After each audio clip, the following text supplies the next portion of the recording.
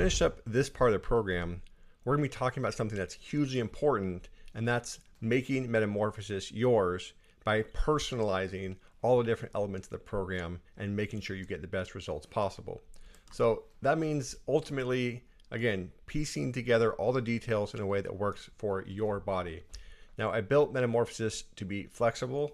I wanted to make sure it could adapt to different people because there are different people with different backgrounds, fitness levels, abilities, and goals. They're going to be taking this. So it's important to recognize that this is a template. This is a systematic way of going about it and building this program the way that I did. But to get the most out of it, again, you have to make it yours. And there are 5 different ways that you're going to do that as you progress from start to finish. The first is the weekly organization. Okay, the reality is I don't know what your weekly schedule is. I don't know what you're busy doing, whether it's work or you're an athlete, and all these things can play a role. So you're going to be able to be adaptable and flexible in how you can apply the different training methods within the different training days in the overall organizations. We'll talk about that. The other thing is training volume and training intensity. Okay, both of these are key variables that are going to drive how much stress Metamorphosis places on your body. And only you are going to be able to judge whether or not those are the appropriate amounts. Now, I've given you ranges, and I'll talk about ways to personalize that. But this is a really key part of the program, is using your judgment, using the data, and then learning over time about what volumes and intensities you need. Now, the same thing applies to movements and exercises. I don't know what exercises you need specifically if you're an athlete. I don't know if you have injury limitations. I don't know what equipment you have available. All of these things mean that I have to make my best guess at what the most people can use and be the most effective with.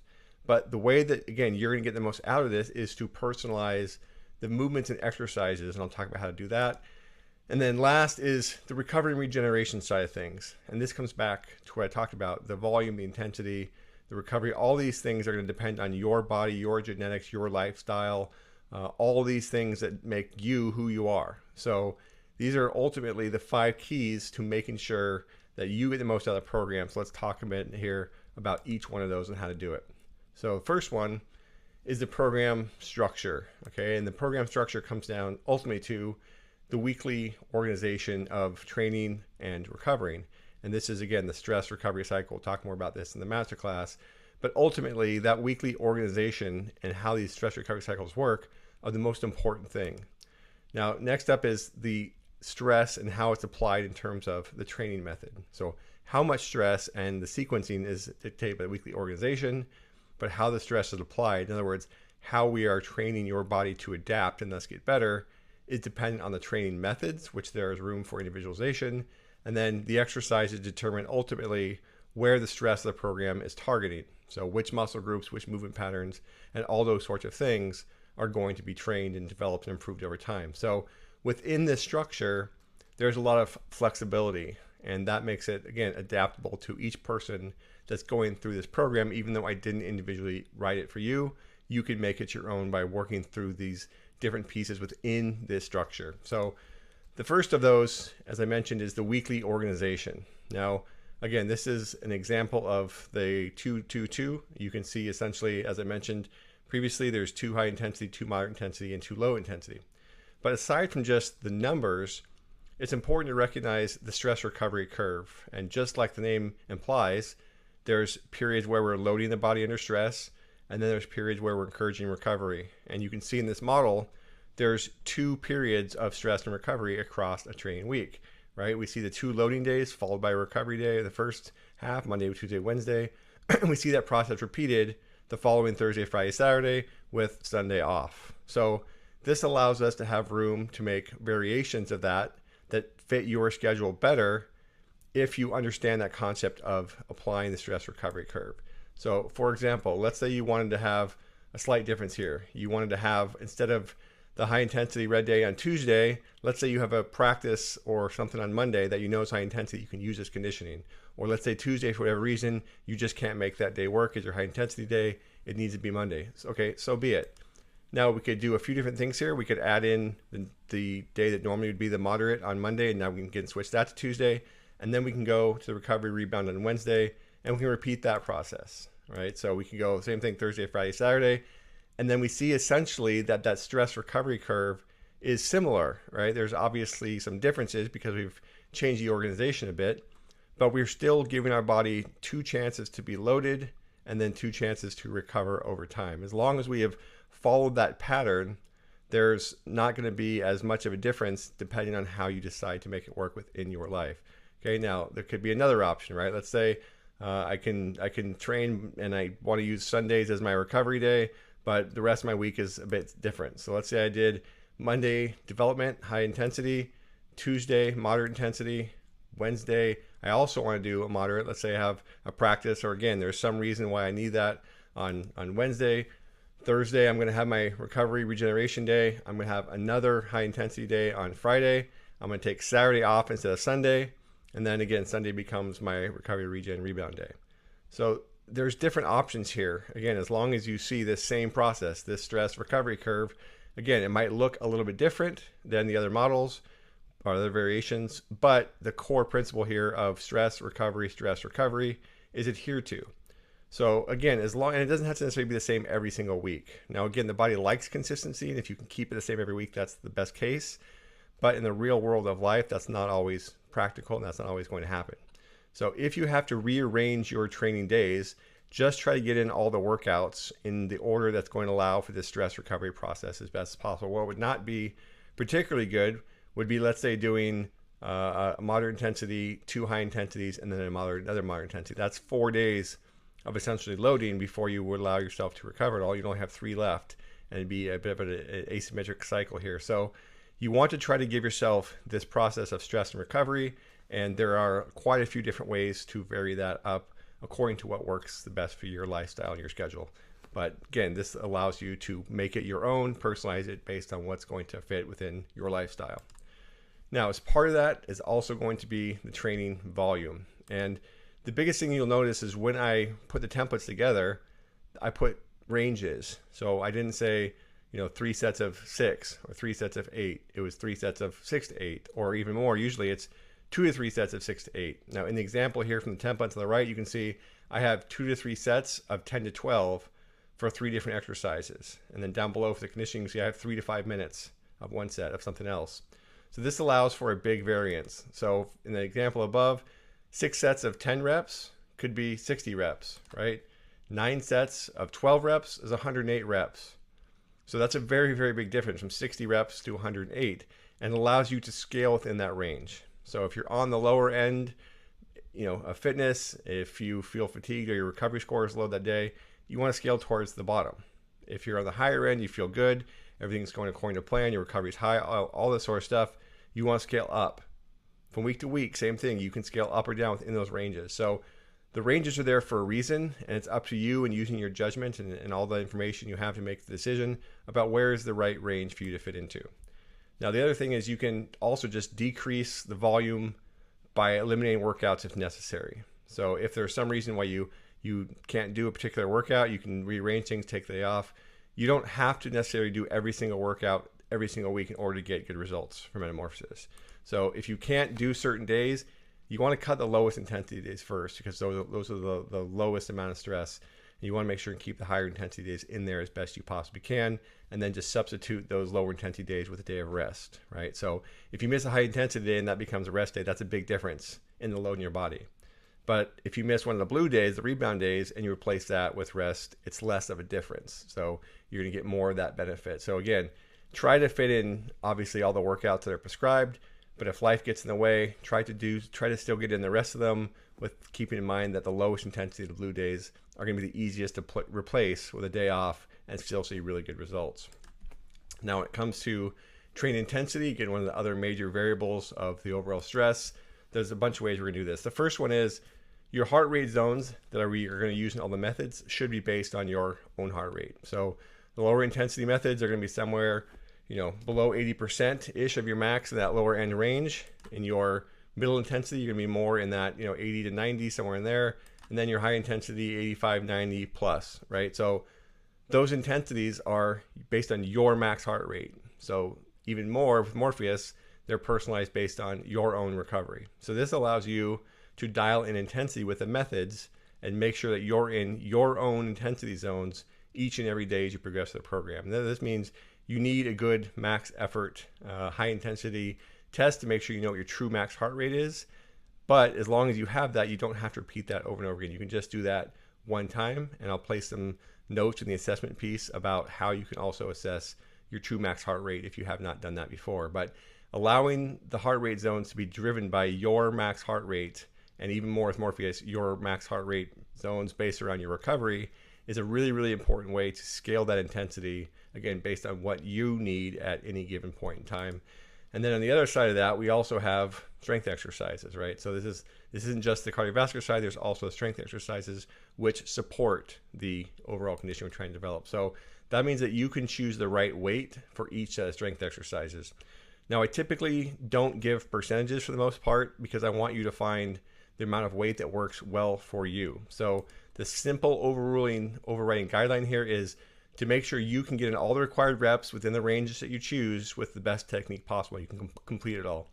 So this is not a case where you should try to go to failure and miss reps at every single set. You should try to get in all the reps, and you should try to do that with great technique with the highest weight that you can achieve that. So if it's 8 to 10 reps, you want to be able to get in at least 8 reps with really good technique. If you can only get 6, then your technique has to break down and continue doing reps. That load is too heavy for you. Now, the other thing you can do here is I give ranges for rest intervals in some cases. So you can also adjust those rest intervals to increase the intensity. Obviously, a shorter rest interval is going to be a higher intensity. A longer rest interval is a bit lower intensity. So you can adjust within the ranges that are prescribed in the templates to, again, dial in the intensity as part of this personalization process as well. All right, and then when it comes to movements and exercises, a lot of people think of this as what conditioning is, just doing movements, but it's not, right? It's the end result of all the other things we've just talked about that ultimately lead to the movements and exercises that are going to be the most effective. Now, I've obviously given a range of exercises for the dynamic warm-up and the cool down. The reality is if you have other exercises you want to substitute here, not a huge deal. Okay, I've chosen some really, really good exercises to help develop mobility and multiplanar motions. In other words, being mobile across different planes and being able to be dynamic in that. I've included some exercises and videos from great coaches out there like Buddy Morris and Dr. Jerry Amjita and others that are really valuable. And I personally recommend progressing through the dynamic warm-up as I've written it. But if there's other exercises you want to incorporate or switch out or anything like that, the dynamic warm-up exercises are not going to make or break the program. All right, they're a supplementary good piece of this, and you're still going to want to go through some sort of cardiovascular warm-up. But if you have a preferred dynamic warm-up routine that you've been using to great success and you feel is really, really valuable, you can swap that out. That's, again, not going to make or break the whole program for you. Now, on the conditioning exercises side of things, this is where things get a bit more important. Now, the first thing is in the templates, you'll see that I write either primary conditioning exercise for the conditioning section, or I give the option of run, bike, row, or other, which basically means pick whatever sort of cardiovascular exercise you want.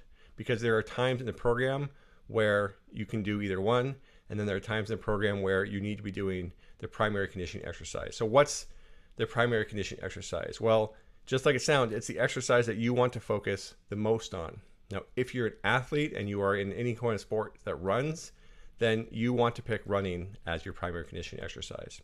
If you're not an athlete, but you have no problem running, you have no injuries, you have no limitations, you have the ability to run, I would still suggest running because it's the best total body exercise. It'll carry over the most into a wide variety of situations, and so I recommend it as your primary conditioning. But if you have injury limitations, movement limitations, you're stuck inside the middle of winter, you don't like running treadmills, whatever the case may be, you can substitute that primary conditioning exercise. It could be biking, it could be rowing, it could be VersaClimb, or it could be any other piece of equipment that you feel comfortable at, and you are going to be willing to spend a fair amount of time doing it because the highest volume in the overall exercise scheme will fall to the primary conditioning exercise.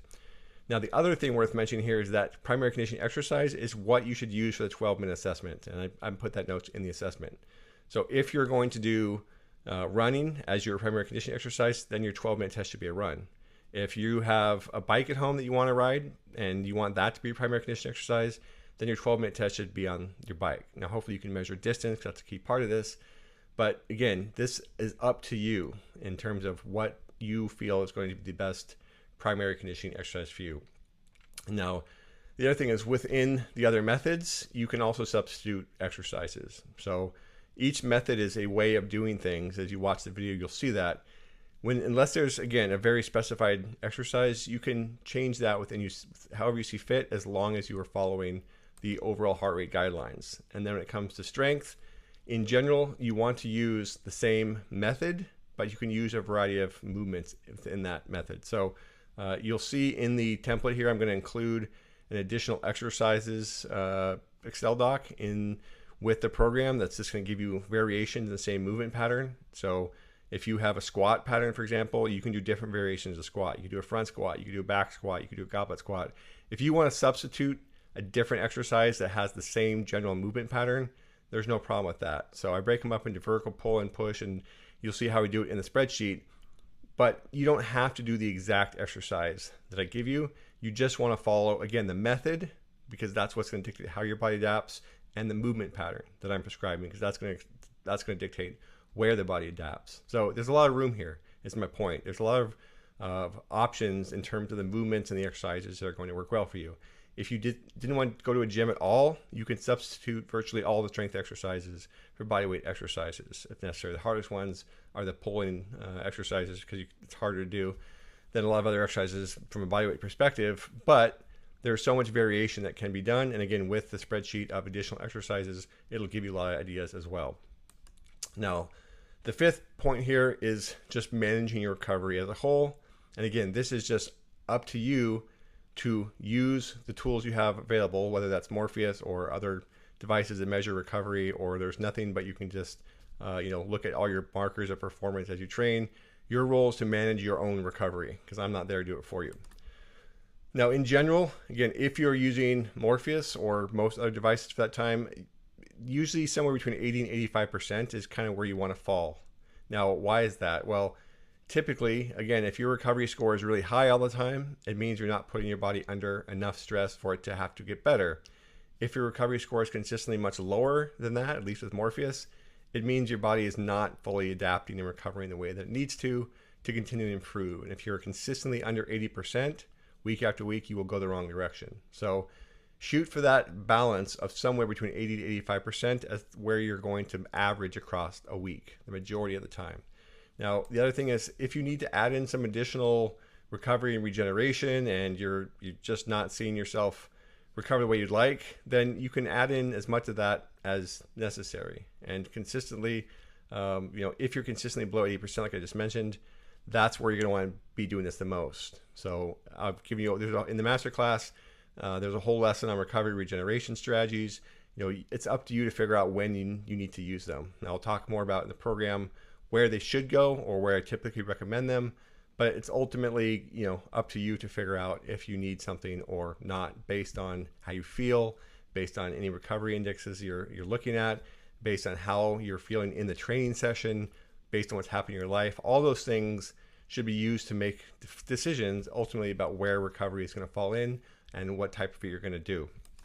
And then the only general rule of thumb here I would tell you, as far as Morpheus, because it is taking into all this account when it gives you the heart rate zones, is if you are in the red, which is 40% or below, you typically want to take either a day off or do a low intensity rebound recovery day. That's really the main rule I would say if you're using Morpheus. It's going to adjust your zones for you every day. So if you're, as long as you're not in the red, it's going to scale that intensity back automatically. But if you get all the way below 40%, that means your body is pretty far off of normal. Now, it doesn't mean you couldn't train, you couldn't play or whatever. It just means it's probably not going to be the most effective thing for you to do. So as long as you have control, you're not an athlete that's got a schedule or you can't change. If you show up on the red in Morpheus, then I would recommend in general either taking the day off or putting in a recovery day on that day. So again, you can use whatever tools you have in front of you, whatever things you like using, but managing your recovery along the way is a really important part of this. And that's why there's a whole section in the masterclass on recovering to win and getting all these different areas dialed in. So when we put the whole thing together here, again, the point is to make sure that this program works for you. So that starts with this weekly plan, right? That starts with organizing it around the stress recovery cycle, and however that works for you within your framework, great. You don't have to follow the exact variations that I put in the program. Those are the ones that I prefer and that I use most often, but I've also built these programs very successfully with quite a few variations that are, more in line with what I showed you as different options. Now, when it comes to the training side, right, this is where we're going to dial in our volume and intensity using the techniques I talked about. Just mostly it's scaling up or scaling down within the recommended ranges. Or if you get into the program level 2, for example, you realize it's too much for you, you scale back the volume intensity by going down to level 1. But for the most part, just using the ranges that I give you, it gives you enough flexibility within each workout to scale and make the program the right level of stress for you. Now, when it comes to exercises, same thing here. There's lots and lots of options. So as long as you stick within the methods that I give you and you follow the movement patterns that are prescribed, there are almost endless ways that you can do this. So the sky is really the limit when it comes to exercises. You need to work with, again, your body. You know what movement patterns you do well. You know what injuries you might have or what limitations might keep you from doing exercises I have listed. Just be smart about how you choose those exercises. And the thing I'll tell you is when you choose exercises for a set, like let's say I have a back squat and you decide, oh no, I want to do a front squat, whatever. Stick with that exercise through the part of the program where I have back squat listed. Don't do new exercises every week just because they fall within that same movement pattern. The body likes consistency and the body needs consistent stress. And one of the things I think people do far too often in conditioning is have this huge variation of exercises that has no consistency from one workout to the next. And that's a problem. That's not how it should work. So you can be flexible in the exercises that you choose, but once you choose those exercises, stick with them until the program calls for a change, and then feel free to change to another exercise within that movement pattern. But don't jump from different exercises every single workout or every single week, because it's ultimately not going to provide the best results that you could possibly get. And then the recovery end, like we mentioned here, it's all about tracking and managing and having a system in place to personalize that volume and intensity. So recovery is what it needs to be. Recovery is really the end result of personalizing everything the right way. So if you have the right weekly organization, if you have the right volumes and intensities that are adjusted based on your lifestyle and your own schedules and routines and habits, and you do all this consistently, your recovery will be where it needs to be. So recovery ultimately is the end result of all these things that you do. And it's also, as I mentioned, such a big piece of this that there's a whole section in the masterclass about how to optimize and improve it. So you'll learn a lot more about how to dial that in as you progress through the masterclass. So that wraps up this section. We've talked about what the program looks like, what the major components are. We've talked about the assessment. We've talked about setting goals. We've talked about personalizing it. I hope you have a really good feel now for the overall program. What to do next is really to either dive into the program, start going through the templates, see how the program's built, or jump into the masterclass and spend a little bit more time learning about conditioning recovery before you do that. But regardless, I hope you've learned a lot from this section. If you still have questions, go back through the videos, make sure you didn't miss anything. And again, it's up to you if you want to dive into the program or you want to go to the masterclass.